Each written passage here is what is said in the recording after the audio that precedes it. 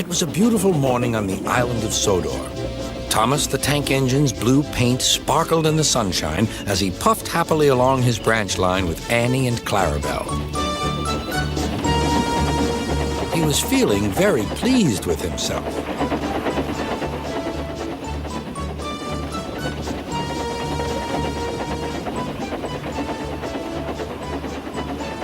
"Hello, Thomas," whistled Percy. "You look splendid."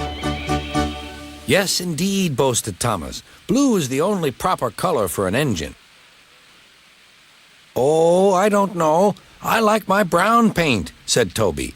"I've always been green. I wouldn't want to be any other color either," added Percy. Well, anyway," huffed Thomas, "blue is the only color for a really useful engine. Everyone knows that."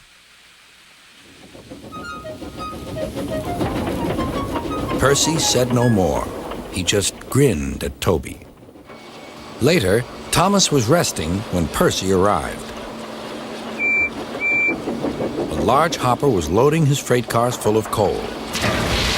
Thomas was still being cheeky. "Careful," he warned. "Watch out with those silly cars." Go on," muttered the cars. "And by the way," went on Thomas, "those buffers don't look very safe to me." The last load poured down. "Help, help," cried Thomas. "Get me out." Percy was worried, but he couldn't help laughing. Thomas's smart blue paint was covered in coal dust from smokebox to bunker.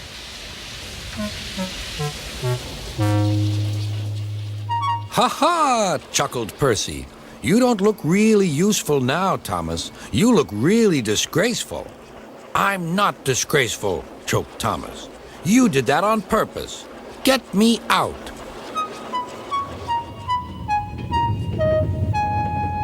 It took so long to clean Thomas that he wasn't in time for his next train. Toby had to take Annie and Clarabelle. "Poor Thomas," whispered Annie to Clarabelle. They were most upset.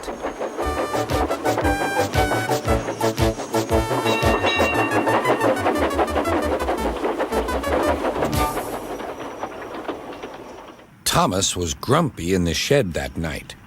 Toby thought it a great joke, but Percy was cross with Thomas for thinking he had made his paint dirty on purpose.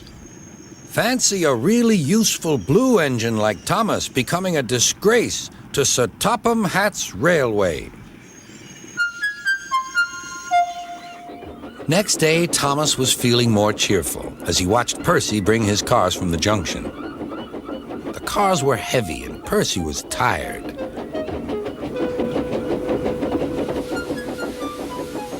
"Have a drink," said his driver. "Then you'll feel better." The water column stood at the end of the siding with the unsafe buffers. Suddenly, Percy found that he couldn't stop. The buffers didn't stop him either. "Oh!" wailed Percy. "Help!" The buffers were broken, and Percy was wheel-deep in coal. It was time for Thomas to leave. He had seen everything. "Now Percy has learned his lesson, too," he chuckled to himself.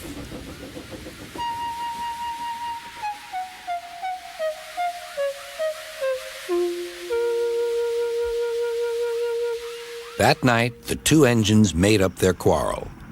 "I didn't cause your accident on purpose, Thomas," whispered Percy. "You do know that, don't you?"